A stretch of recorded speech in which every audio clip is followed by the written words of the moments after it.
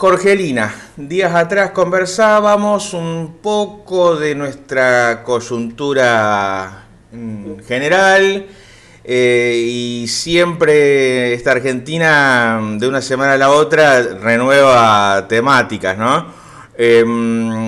Así que te propongo, bueno, arrancar justamente por algo más de tipo general. Que me indiques cómo van viendo, esto es a título personal, pero también a título de tu espacio que vos representás en Morón, que es el FIT, PTS. ¿Cómo están viendo el devenir de la Argentina gobernada por autodefinidos como anarcocapitalistas? Y también dentro de esa coyuntura, ¿cómo estás viendo la otra parte, que es la labor o no labor de los bloques opositores? Bien. No, en principio el gobierno, creo que lo que está, o sea, el gobierno de La Libertad Avanza, de Milei y de Villarruel, creo que lo que están obviamente demostrando es que son parte de una gran estafa electoral, que muchos sectores obviamente están haciendo una experiencia abierta porque obviamente nosotros lo dijimos desde el primer día.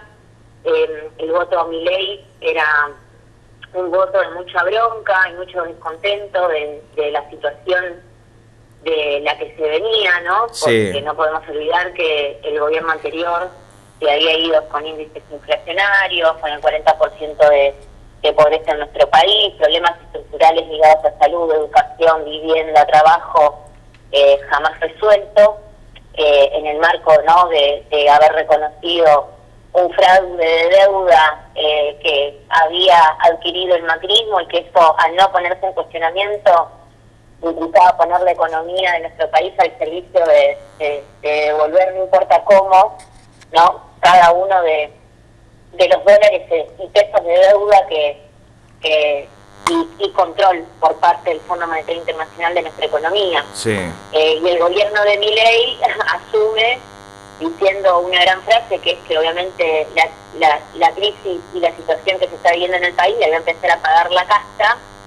Y bueno, ¿no? Ahora con un poco de humor, pero también con mucho dolor y bronca, se escucha, bueno, parece que la casta somos nosotros, ¿no? Los trabajadores, los jubilados, los sectores populares, porque en concreto cada una de las medidas que fue tomando, o que sí, sobre todo, me parece que con la ley base se demuestra que los grandes ganadores de esta crisis son justamente los grandes empresarios. De ahí los tarifazos en los servicios, sí, el tarifazo en el transporte, ¿no? Los desorbitantes aumentos de alquiler, donde cada vez se te hace más difícil poder acceder a un alquiler. Uno de los peores problemas ese, Jorgelina, porque es un escenario que tiende a dejar gente en la calle. Sí, total, es terrible. Yo soy docente y recién me estaba viendo una nota que sacó la Nación, sí, fiel amigo de este gobierno, pero que saca a la luz las estadísticas de UNICEF, que dicen que 1,5 millones de chicos menores de 18 años en el país no cenan, ¿no? Sí. Es brutal, es una brutalidad lo que está haciendo este gobierno. Ahora, como vos, la otra pregunta que hacía es, bueno, ¿qué pasa con este paso de oposición? Así es. Porque posan de opositores desde el PRO, los radicales, hasta el peronismo, pero son los que terminan dando garantías de que uno de los gobiernos con más contradicciones, más débiles y demás, haga lo que haga, porque en su momento nosotros no conversamos, o sea, tanto en Cámara de Diputados como en senadores, es una minoría absoluta. Aparte, La Libertad Avanza tiene 20.000 tipos de crisis que saltan permanentemente, con divisiones dentro de su propio bloque. Lo más escandaloso fue, obviamente, que se subieron al pony de creer que no iban a tener ninguna contradicción con la visita a los genocidas, y se convirtió en un escándalo. Así es, sí. ¿No? Pero no les dieron el quórum para tratar esa cuestión días atrás. Exacto, exacto. Pero la ley base sale con todo el aval de los radicales, con el aval de Juntos, Sí. y obviamente con el peronismo, que tanto en senadores como en diputados, con el aval de los gobernadores del interior, han acompañado leyes que son también un negocio para los grandes empresarios, como por ejemplo el RIGI, que es querer el plan de obtener dólares que este país no tiene a través de reventar nuestros bienes naturales y en entrega de las grandes multinacionales. Porque incluso parte del acuerdo que se firma, que por ejemplo lo firman peronistas que en sus provincias tienen la política extractivista, justamente parte de ese acuerdo dice que a cada 2 años, entre que hacen las instalaciones y todo, ¿no?, para hacer las extracciones y demás, la plata va a quedar acá, pero que después de 2 años esas empresas pueden hacer lo que quieran. O sea, significa que no va a haber un peso, digamos, más de que van a liquidar todos nuestros bienes naturales, ¿no? Con es lo que denuncian desde comunidades originarias hasta las poblaciones de estas zonas, los niveles de contaminación ambiental que va a haber, ¿no?, y demás. Entonces, bueno, este gobierno tiene esa compañía para poder hacer lo que hace, y ni que hablar del rol de las conducciones sindicales, que obviamente están el grueso en las manos del peronismo, que es bastante nefasto. Yo creo que hay una bronca muy grande por abajo con todas las conducciones sindicales, porque claramente no han llamado a las medidas necesarias a la altura de los ataques. Esta semana, por ejemplo, tenemos ahora el debate de intentar atacar a la educación y declararlo como servicio esencial, por ejemplo. Así es, sí. Son muchas. Pensaba en esto que mencionás recién, Jorgelina, y ustedes tienen trabajo en el ámbito de los sindicatos, así que son conocedores también de los testimonios del propio trabajador, digamos. Hay muchas áreas productivas que están teniendo despidos, invitaciones a retiros voluntarios, que son, sabemos, despidos encubiertos por lo general, y está sucediendo, y esos ámbitos de alguna forma siempre están representados por algún espacio sindical, y sin embargo las cosas ocurren de todos modos. ¿Cómo lo perciben, que lo está viviendo el laburante de a pie esto? ¿Se sienten indefensos quizás, viendo que sus representantes, tanto sindicales como políticos, digamos, no digámoslo educadamente, no pueden frenar esta oleada? Sí, se sienten entregados, Ajá. diría, ¿no? Porque, o sea, yo soy docente, y obviamente el gremio y la conducción sindical que el docente es SUTEBA, ¿no? Ajá.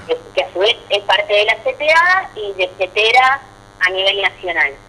Pero esto es un ejemplo generalizado de que escuchar permanentemente a las conducciones sindicales decir que no da la relación de fuerza, que no hay condiciones muchas veces para parar, que el problema es la gente que no se moviliza, que no se compromete. O sea, un discurso muy terrible que termina responsabilizando a las y los trabajadores de la pasividad y la inactividad, que ellos son los principales responsables, porque vos ponete a pensar que en estos 8 meses de gobierno de ley, por ejemplo, en SUTEBA tuvimos a principio de año una sola asamblea.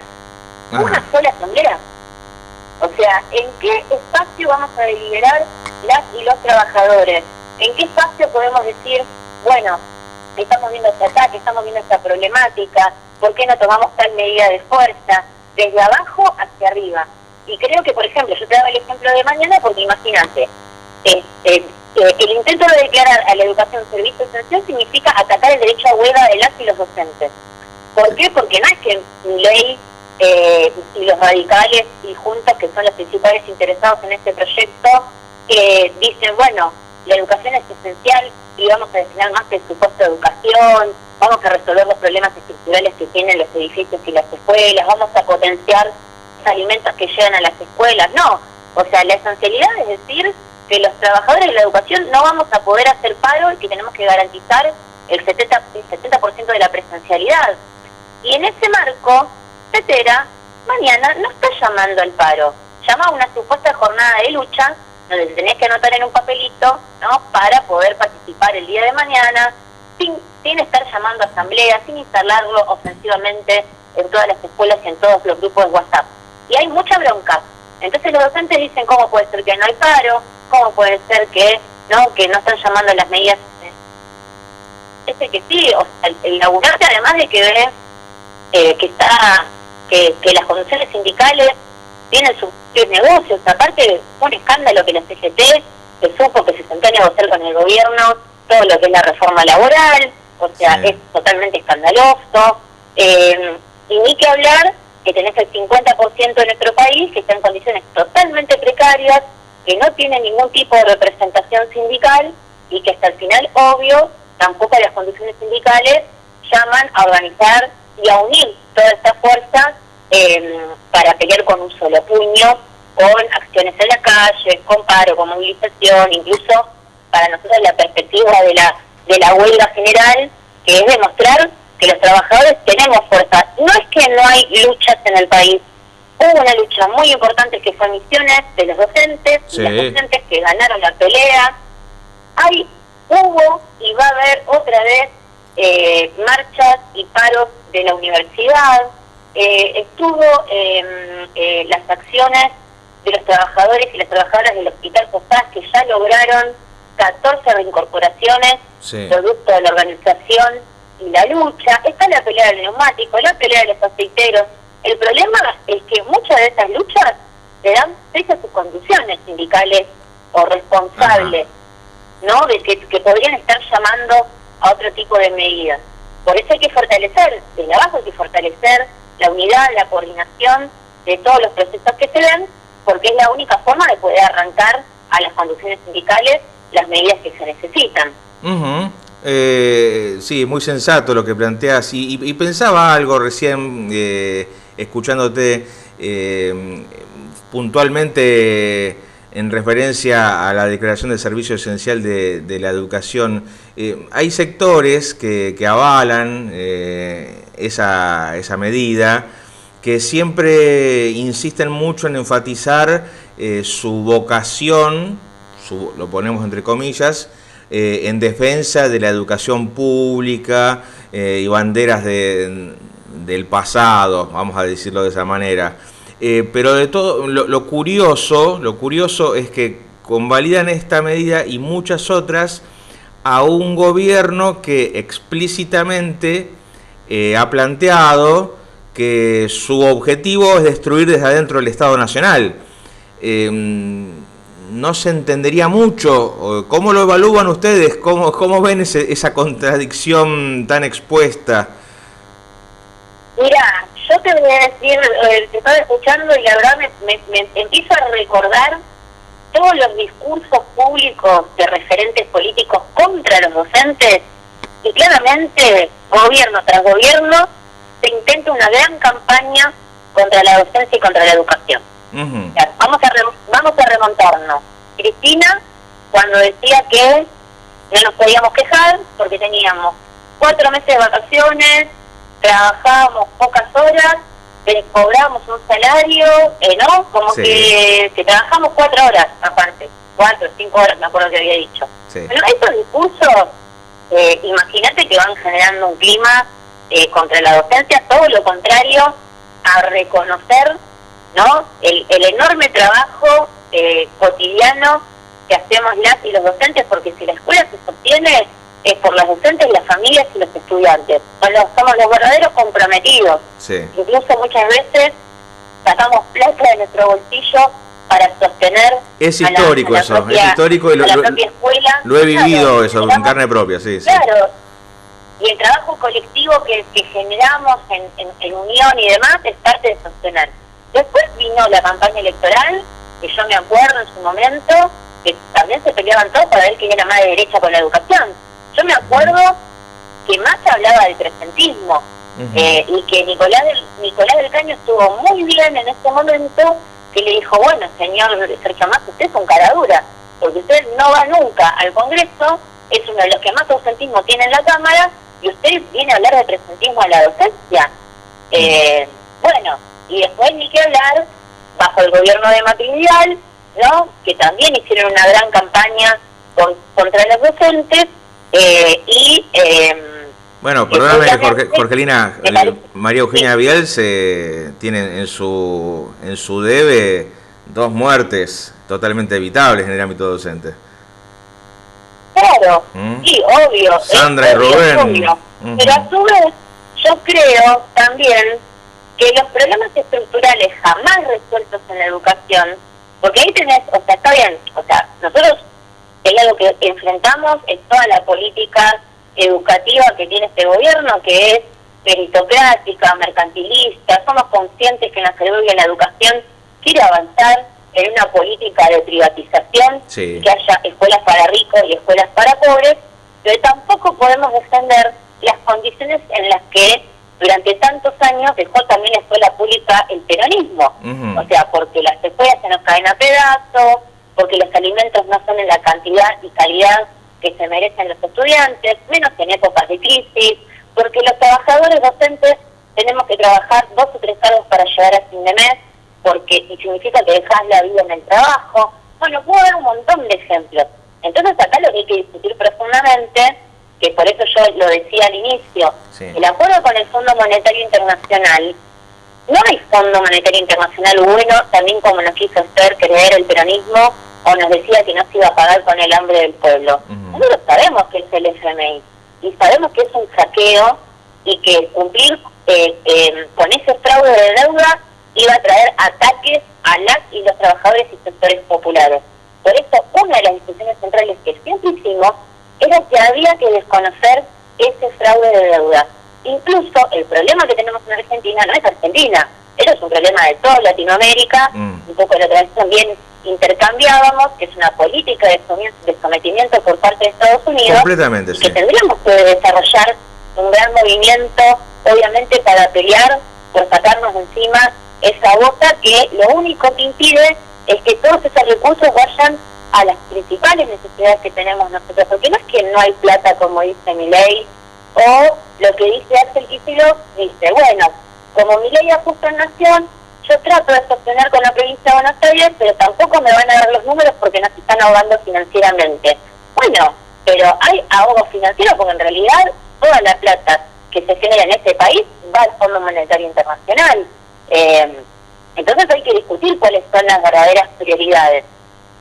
Sí, sí, hay que tener una decisión fuerte y es probable, es muy probable que a medida que este esquema de gobierno, este modelo, lo piensan hacer avanzar con mucha más profundidad que en experiencias anteriores, también como respuesta haya un increscendo, se me ocurre y te lo consulto a ver cómo lo están diagnosticando ustedes, un increscendo de integrantes de la sociedad, probablemente aún no enrolados orgánicamente en ningún espacio, pero que se comience a recalentar un caldo de cultivo pidiendo como mínimo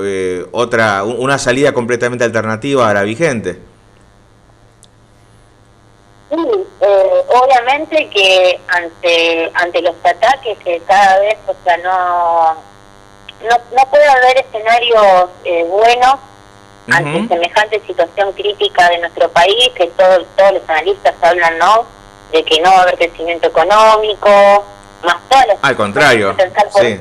Claro, no se puede pensar por fuera incluso de la situación internacional, donde hay crisis económicas, donde esto golpea sobre todo los países dependientes como en nuestro caso.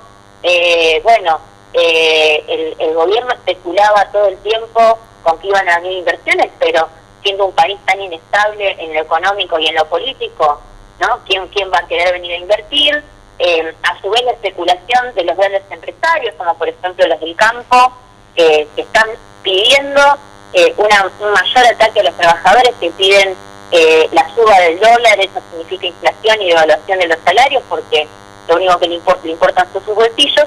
Entonces toda esta situación, esta semana fue la semana del aumento otra vez del transporte público. Bueno, es una situación que está deteriorando obviamente la calidad de vida de millones, como vos decís, pese, ¿no?, y lo que charlábamos recién, al rol de las conducciones sindicales. Sí. Parecen que más bien están interesados en preparar las elecciones del 2025-2027. Bueno, pese a todo esto, la gente va a salir, obviamente, a pelear por sus derechos, a enfrentar los ataques. Por eso me parece importante que también, obviamente, hay síntomas importantes en el mundo que tienen que ver, ¿no? Sí, con distintas resistencias que han brotado, sí. Claro, con todos los fenómenos que hay a nivel mundial, o sea, desde movilizaciones en contra de la guerra, desde movilizaciones en apoyo al pueblo palestino, sí, contra el Estado genocida de Israel. Hubo huelgas y acciones muy importantes en Kenia contra el gobierno por el ajuste que estaban haciendo por el pedido del Fondo Monetario Internacional. Hubo enormes acciones en Bangladesh, que el gobierno se tuvo que retirar e irse, y donde la juventud cumplió un rol importante. Entonces, de conjunto, yo opino que hay síntomas que van a expresar que ante esta crisis de este sistema, que lamentablemente es lo que está pasando en el mundo, estas crisis sistémicas, ¿no?, que tratan de descargar los más ricos y los grandes empresarios y sus gobiernos sobre los trabajadores, va a haber respuesta. La cuestión es cómo llegamos preparados. Exactamente, ¿no? Cómo se encausa, ¿no? Cómo se encausa esa bronca o también, ¿por qué no hablar en términos de rebeldía, ¿no? Una sana rebeldía a un sistema imperante que deja excluida a más de la mitad de la población del mundo. Sí, obviamente. Yo opino que también está en cuestionamiento qué salida, porque vos ponete a pensar, hasta el final en Argentina, ¿no?, la corriente de Milei, que habla, ¿no?, del liberalismo, que aparte, además de que ya fracasó históricamente y llevó, ¿no?, a desastres históricos, o sea, su política hasta el final es que bajo el emprendedor, supuestamente, la economía se desarrolla y crece, ¿no?, el desarrollo individual.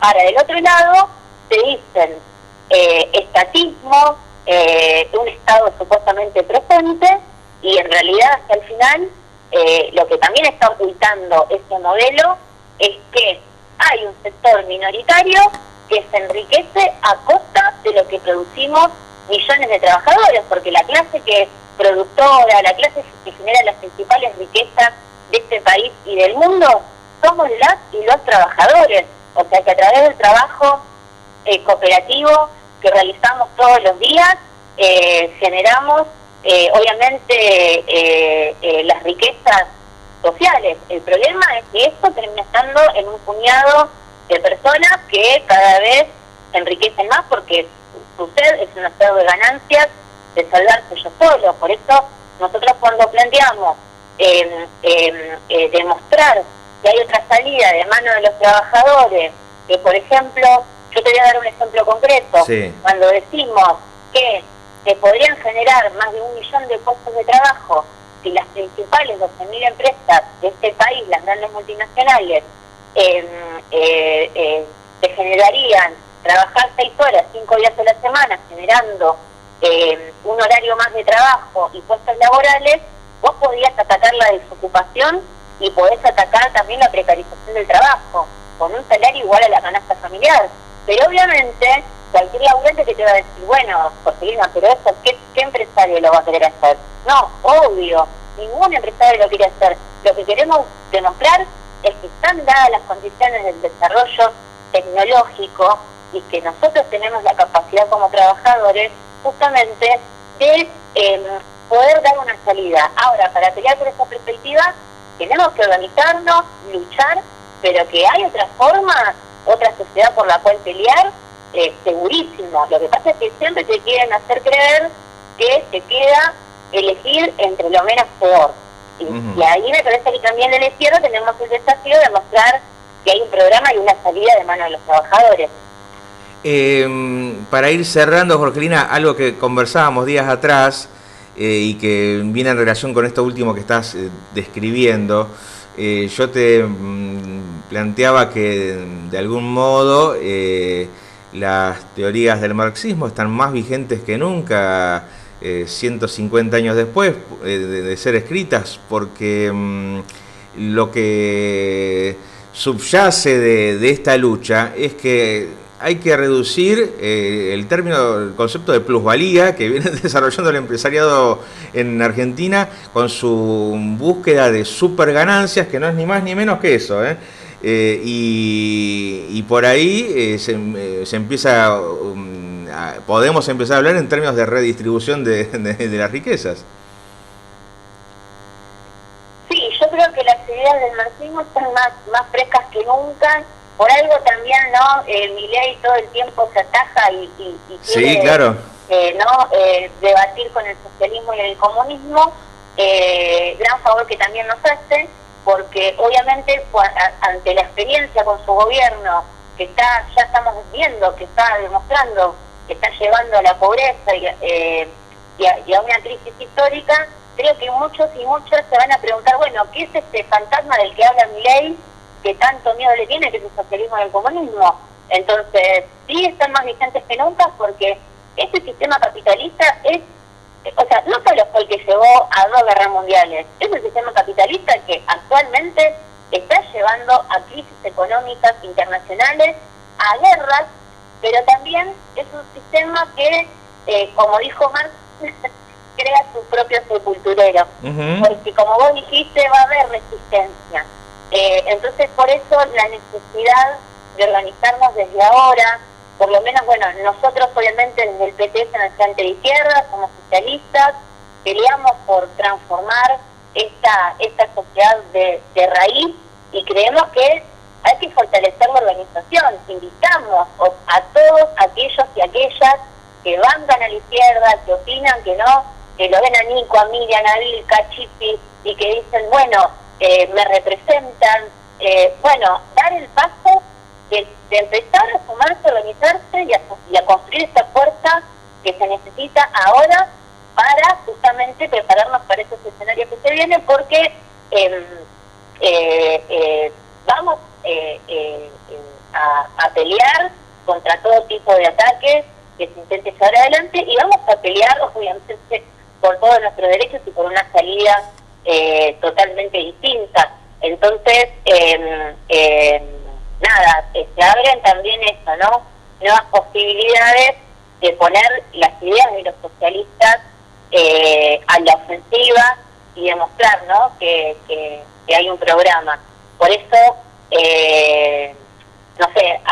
esta semana se cumplió el aniversario de gestión obrera de Madigraf, que es una fábrica que está en zona norte, que es una gráfica. Sí. Sus dueños eran una multinacional yanqui, que un día llegaron los trabajadores y se encontraron con una cadena y un candado, y que habían presentado la fábrica en quiebra. Y los trabajadores dijeron, ¿qué hacemos? ¿Nos vamos a nuestra casa llorando o demostramos que esta fábrica la hicimos funcionar nosotros todos los días?